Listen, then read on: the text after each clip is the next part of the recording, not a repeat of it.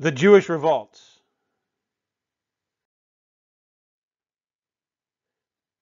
The question one might ask is, what do the Jewish revolts have to do with the doctrine of Antichrist? The answer is twofold.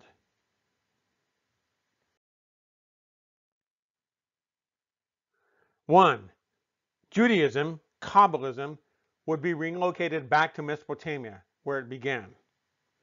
Two, another semi-Kabbalistic doctrine that originated in the synagogue would emerge and overrun the church.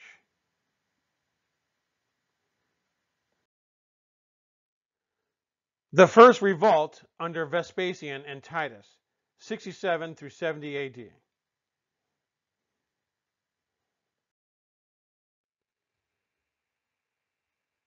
In order to better understand what took place, let's set the stage.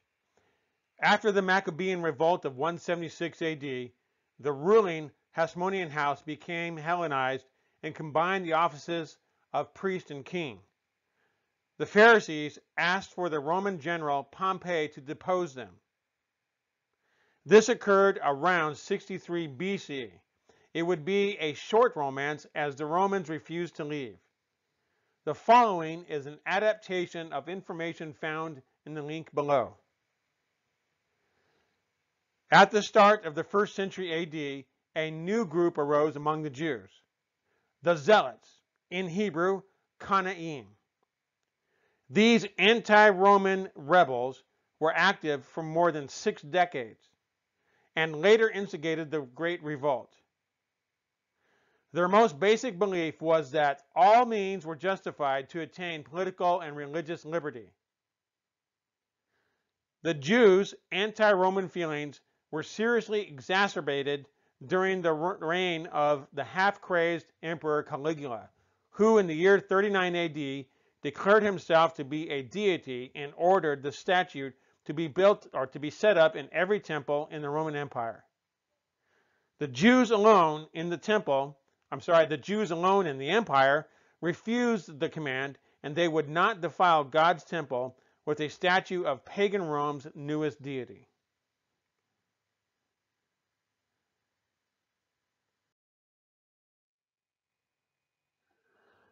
Caligula threatened to destroy the temple, so a delegation of Jews was sent to pacify him to no avail.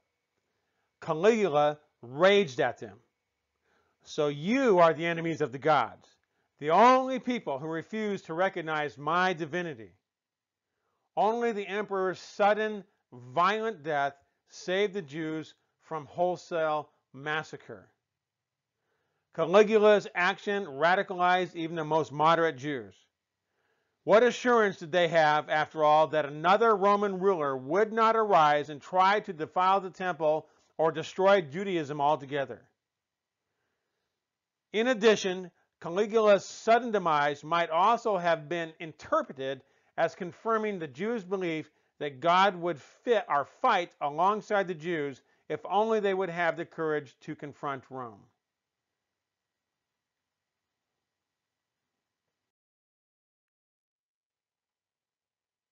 In the decades after Caligula's death, Jews found their religion subject to periodic gross indignities. Roman soldiers exposing themselves in the temple on one occasion and burning a Torah scroll on another. Ultimately, the combination of financial exploitation, Rome's unbridled contempt for Judaism, and an unabashed favoritism that the Romans extended to the Gentiles living in Israel brought about the revolt. In the year 66, Florus, the last Roman procurator, stole vast quantities of silver from the temple. The outraged Jewish masses rioted and wiped out the small garrison, possibly Fort Antonio, stationed in Jerusalem. Cestus Gallus, the Roman ruler in neighboring Syria, sent a larger force of soldiers, but the Jewish insurgents routed them as well.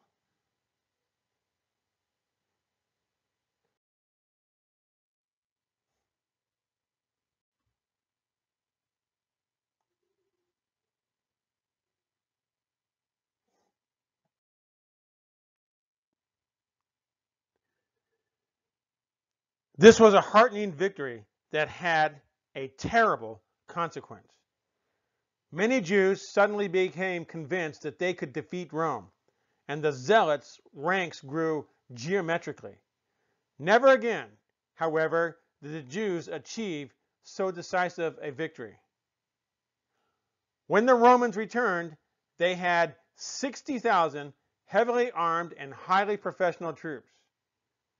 They launched their first attack against the Jewish state's most radicalized area, the Galilean north. The Romans vanquished Galilee, and an estimated 100,000 Jews were killed or sold into slavery. Throughout the Roman conquest of this territory, the Jewish leadership in Jerusalem did almost nothing to help their beleaguered brethren. They apparently had concluded too late, unfortunately, that the revolt could not be won, and wanted to hold down Jewish deaths as much as possible.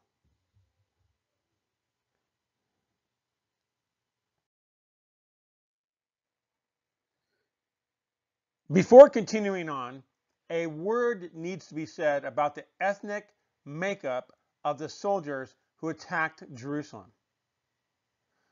When the Roman Empire started, its soldiers were primarily Italian. However, as they grew in size, it became more difficult to A, get soldiers, and B, hold areas with just Italians. By the start of the 1st century, a new type of soldier was introduced. These were regional nationals who served as Roman soldiers in their home region. This granted them citizenship along with a wage and housing. By the time we come to the Jewish revolt of 70 AD, less than 1/4 of the soldiers were Italian. They were mostly from Asia Minor, Egypt, Arabia, and Syria. The following authors confirm this. Consider this from Antonio Santarusso. He confirms that during the first half of the 1st century, approximately 49% of the soldiers were Italians. But by 70 AD, that number had fallen to only 22%. By the end of the 1st century, only 1% of the soldiers were Italian.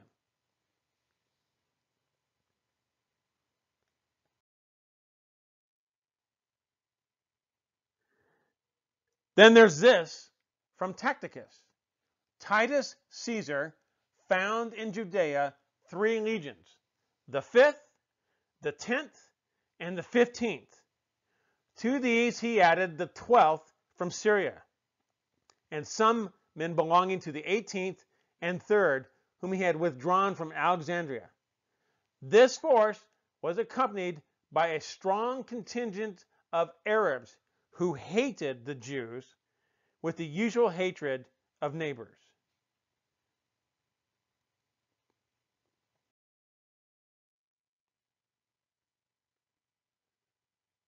Then there's this from Josephus. So Vespasian sent his son Titus, who came by land into Syria, where he gathered together the Roman forces, with a considerable number of auxiliaries from the kings in that neighborhood.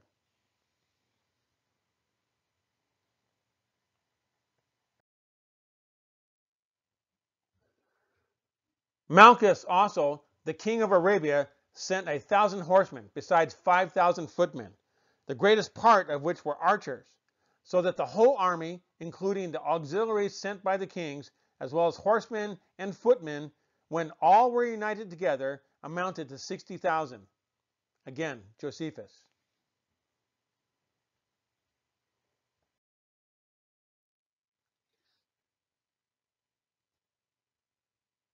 Then there's this from Sarah Elise Fang, that Italians were increasingly replaced in the legions during this period by provincials is in itself no longer a novelty among scholars.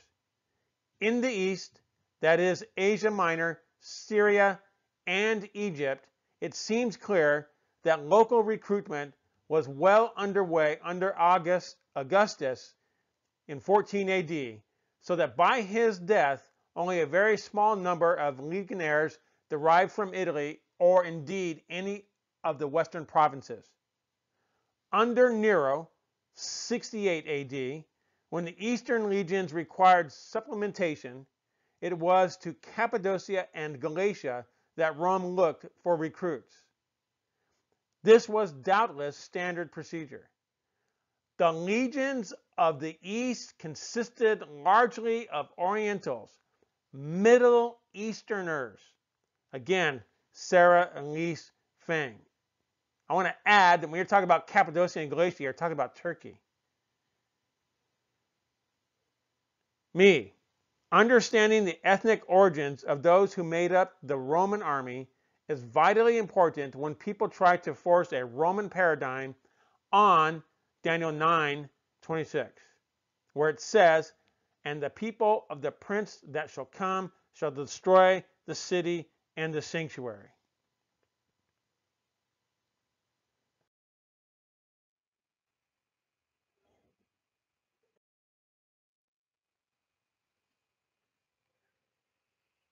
Now back to the battle. The highly embittered refugees who succeeded in escaping the Galilean massacres fled to that last major Jewish stronghold, Jerusalem. There they killed anyone in the Jewish leadership who was not as radical as they. Thus, all the more moderate Jewish leaders who headed the Jewish government at the revolt's beginning in 66 were dead by 68, and not one died at the hands of a Roman. All were killed by fellow Jews. A civil war broke out in Jerusalem during the siege. The Jews had made preparations for a long siege and had 5 years' worth of food in storage, and the Gihon spring would provide them water.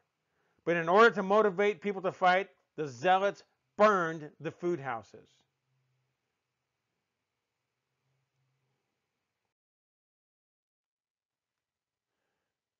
Note, me, as the siege continued, there is an account regarding those that tried to escape on the side guarded by the Arab mercenaries. The Arabs would somehow trick people into attempting escape and then kill them as they tried. The reason they did this is they got word that some who had escaped had swallowed gold before leaving. After killing the escapee, they would cut them open in search of the gold. Upon hearing this, Titus was enraged and decreed that any Roman caught doing so would be executed. Once the city was breached and the temple taken, there was some confusion as to what should be done regarding the temple. It appears as though Vespasian wanted it preserved.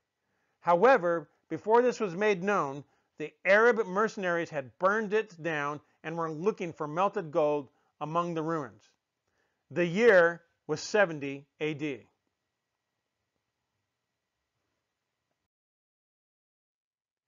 Here we can see on the Ark of Titus the furnishings of the temple be carried away. The remaining vessels of the temple were carried off, and as of our time, their location remains unknown. The temple in Holopius would be destroyed soon after, leaving only one possible temple-like structure in the area, the Kaaba of Mecca. It is possible, and I say possible, that the pilgrimage to Mecca may have begun as a replacement for the pilgrim feasts of Israel to Jerusalem. Again, I'm just saying this as a possibility. 9 years later, the city named after Pompey would be destroyed in 79 AD. By the way, if you don't know what I'm talking about with the Kaaba and Mecca and Jews and so forth, go back and look at the first and second videos.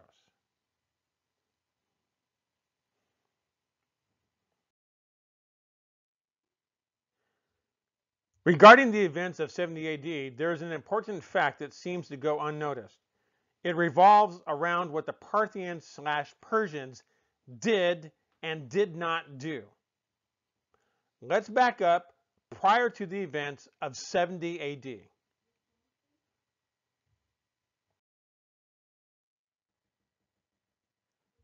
In Persia, there was a very large population of Jews. In fact, there were more Jews living in Mesopotamia than in Israel. They had a tremendous amount of influence all the way into the royal courts. In one case, we see the influence on the royal Parthian Arabine family. The account tells of how King Manabazas had a son by his sister and later wife, Helena. Yazidi was his name. He was converted to Judaism by a rabbi named Ananias and circumcised by Eleazar of Galilee. His mother, Helena, made pilgrimage to Jerusalem, where she saw the city suffering from famine. She bought wheat from Egypt and had it delivered to the city. Accordingly, she witnessed this same behavior among the Christians at Antioch and thus became a Christian. By the way, that is recorded in the book of Acts. The fact that Antioch was supplying Jerusalem with wheat during a famine in Jerusalem.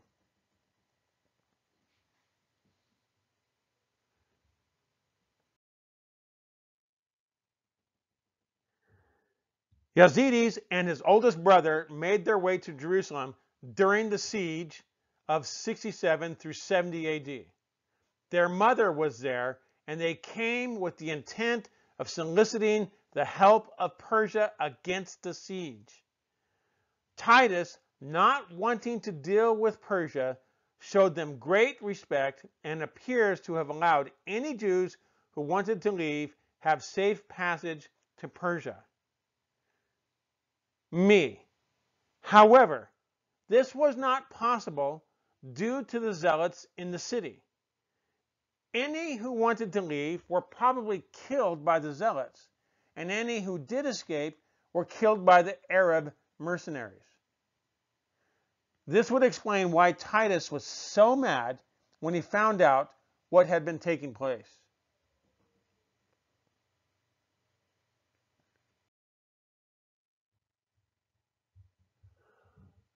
Soon after, Yazidis died, and his mother left Jerusalem.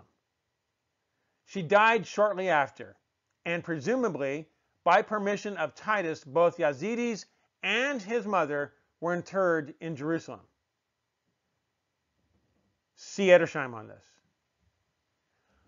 Titus was smart not to incite the Parthians and its large Jewish population. Trajan would not be so inclined.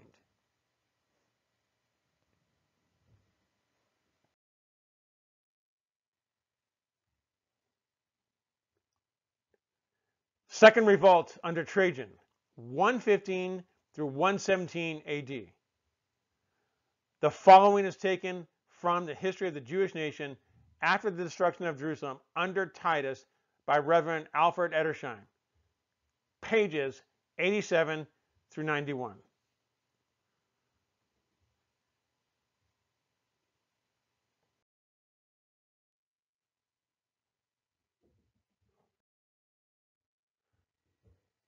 Just prior to 115 AD, the Parthians invaded Armenia and installed a pro-Parthian king. The Romans and the Parthians had been fighting over Armenia for several years. Trajan, a warrior emperor who preferred the field rather than the palace, responded by invading Mesopotamia. Up to Trajan, no Roman emperor had any success in such a campaign. For a brief time, Trajan would change that. He got as far as the Tigris and intended to push on. Despite his age, he hoped to go further than Alexander the Great. The Parthians had grown weak, and Trajan knew it.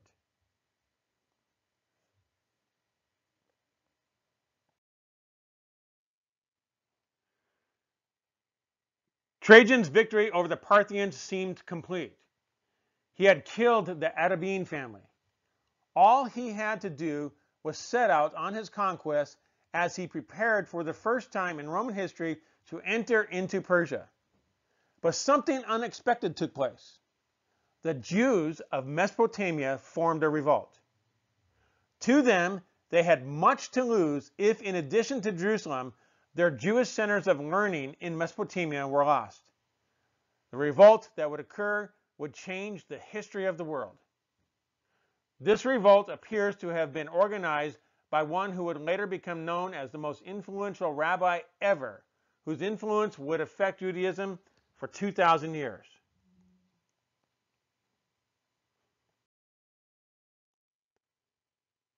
Akiba ben Joseph, Tana of Palestine, 50 through 137 AD. By the way, if you do not know what we're talking about when we talk about Tana, go back and watch the first 2 videos in this series.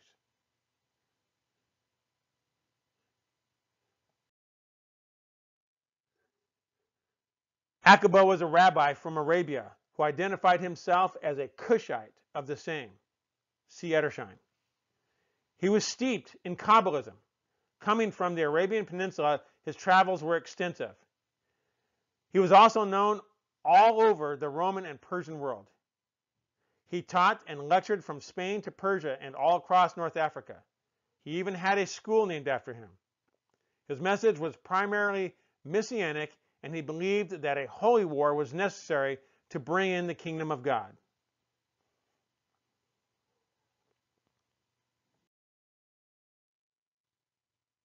Here you can see a city named after him and a gulf named after him. Those names are still there today.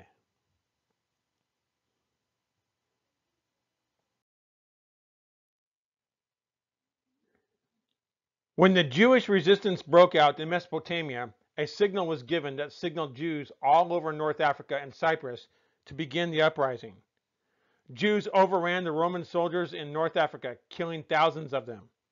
In a short time, they had conquered nearly all of North Africa, as far south as Thebes. They spared none of both soldier and civilian. In Cyprus, they destroyed the capital and killed 250,000 people. Victory seemed all but assured, and yet the Jews in Israel had not yet engaged. Though not part of the battles, the key figure in instigating all of this was none other than Akiba. Despite the sudden and initial successes, Trajan formed a response. He sent General Turbo to end the uprisings. He eventually was successful, but only with great difficulty. The devastation wrought by the Jews was tremendous, and it was exacerbated by the exploits of Turbo. Entire populations of Jews in North Africa were exterminated. The once Jewish enclaves in North Africa gained under Alexander the Great was no longer theirs. Every Jew on Cyprus was killed. The effect of both the devastation and extermination of much of the Jews had an effect on commerce in the Mediterranean for many years.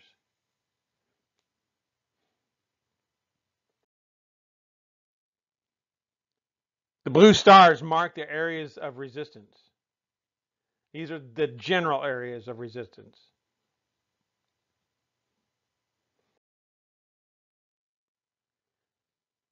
Despite Trajan's victories, the rebellion had cost him dearly. He was forced to withdraw from Persia and died later in retreat from sickness in 117 AD. The net result was that though it cost them much, the Jews, through their rebellion, had saved the Persian Empire. This would strengthen an already strong relationship between the Jews and the Persians. This relationship would last for centuries.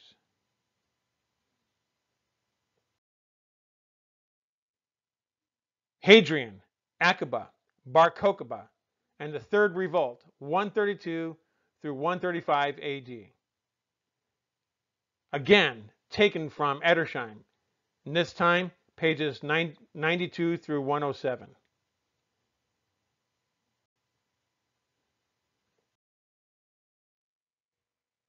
Hadrian, 76 AD through 138 AD.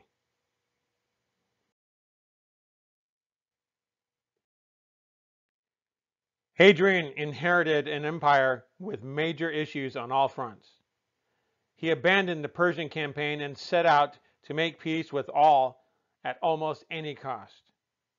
He formed a new centralized government and essentially bought his way into peace. The exception was with Israel, whose governor was the one appointed by Trajan to destroy the Jews in Mesopotamia. However, the governor was implicated in a coup attempt and later executed. Acting as a benefactor, Hadrian built several buildings in Palestine seeking to restore it. He made a promise to the Jews that they could rebuild the temple. Although he offered to rebuild Jerusalem, he wanted to rename it Alia Capitolina, capital of Jupiter. Not long after, he went back on his temple promise. Both actions would cost him dearly.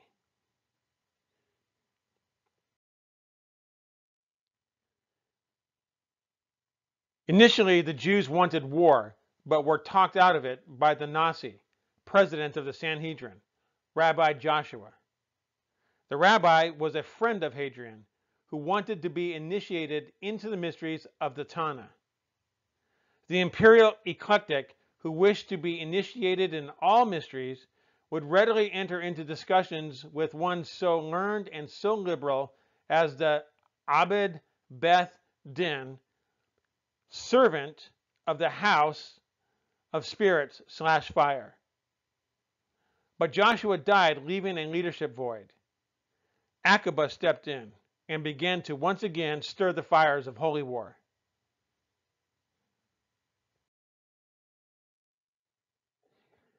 Hadrian added insult to injury by banning circumcision, which ended the Galatian heresy. It was a fresh insult in the eyes of the Jews. The Jews concluded that Hadrian sought to end Judaism altogether. The political and religious existence of the nation was now threatened with utter extinction, and it only remained to contend for it to the last.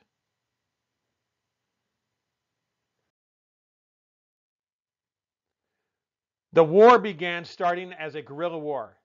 The danger was at first underestimated by the Romans, and it was expected that Ufus, with the troops already at his disposal, would be able to put down the rising, but he was quickly defeated. The first successes of the insurgents naturally encouraged the Jews, but then something took place that seemed to be a sign of God's approval. Caesarea was destroyed by an earthquake. Jews began to pour into Israel from every province. The only thing needed was a leader to launch a full-scale attack. That leadership came by way of Akiba, who brought forth a man by the name of Bar Kokhba, son of the star, a disciple of Akiba, whom Akiba declared as Messiah.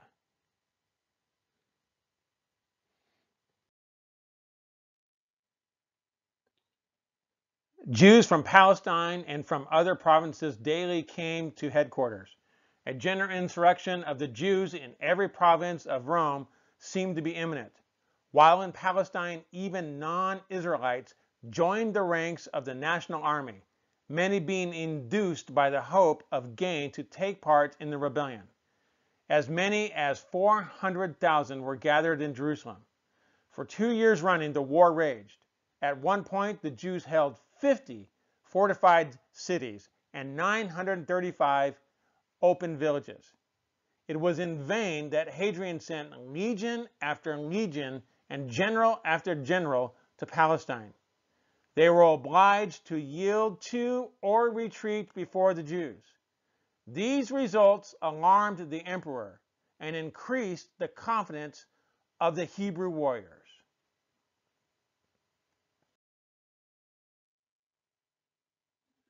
However, the Jewish fortunes would turn. A new general by the name of Severus used a policy of disengagement and containment. Eventually, the Jews ran out of supplies. But despite the lack of supplies, the Jews chose to fight. In one battle alone, 580,000 Jews were killed. It was said that the horses waded in blood up to the bridles, and that the bed of the river became filled with gore, which was carried in a stream to the sea. Under one stone alone, it is said the brains of 300 children were dashed out. An immense vineyard was completely covered with dead bodies. The total carnage that Rome would eventually effect on the Jews in Palestine was second only to the Holocaust. The military conquest would end on the 9th of Av.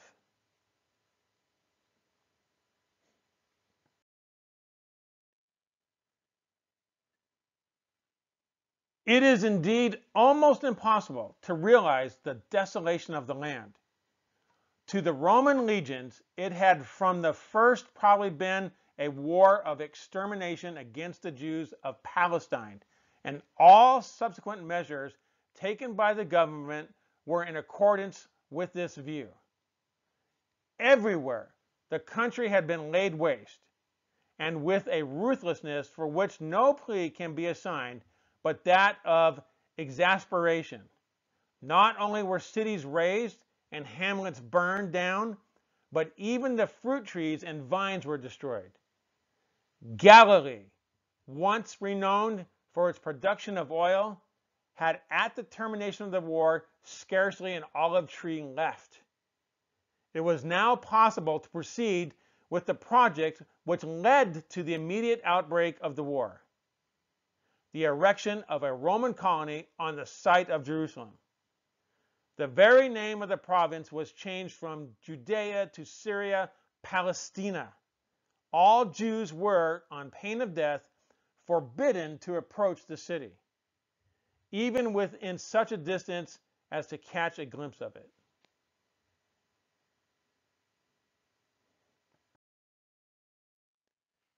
As Hadrian had now succeeded in making Jerusalem a heathen city, so would his other measures, if completely carried out, have rendered the profession of Judaism in Palestine and in all of the empire impossible.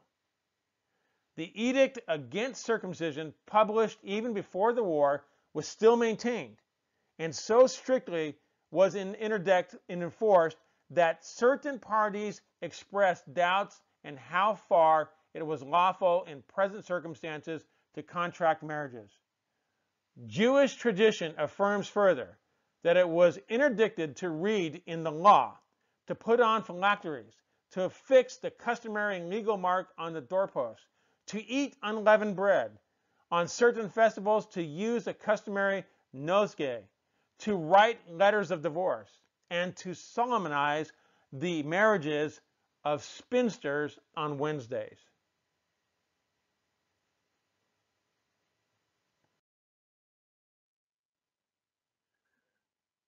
Most of those who escaped went to Babylon. The rabbins who escaped the slaughter in Palestine also fled mostly to Babylon, where so many of their brethren enjoyed the liberty of conscience and prosperity. Among these fugitives were the newly ordained teachers.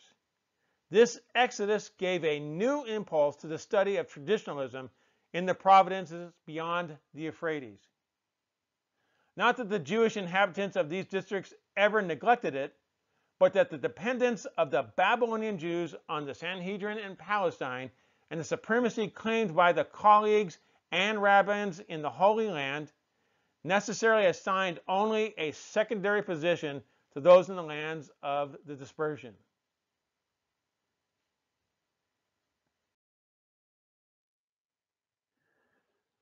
Despite the Jews getting relief after Hadrian died, there were changes that would remain in effect for about 2,000 years.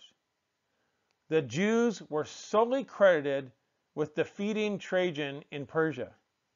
This gave them a place of influence that would continue for many centuries. The gulf between Christian and Jew was now fixed. The Christian Jews refused to fight under the false Messiah of Bar Kokhba. The Galatian heresy was over. The desolation of the land was permanent. The center for Jewish studies was now transferred to Babylon.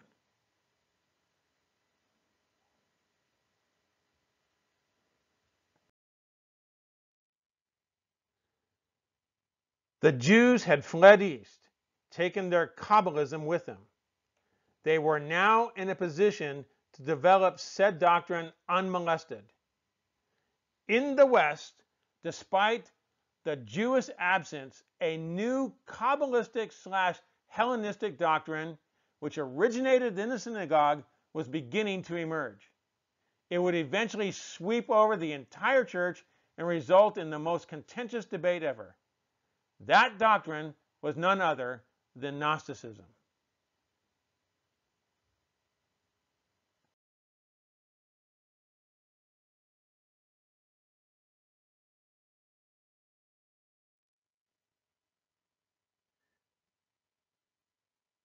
We will continue the discussion of Gnosticism in the next series. Thank you.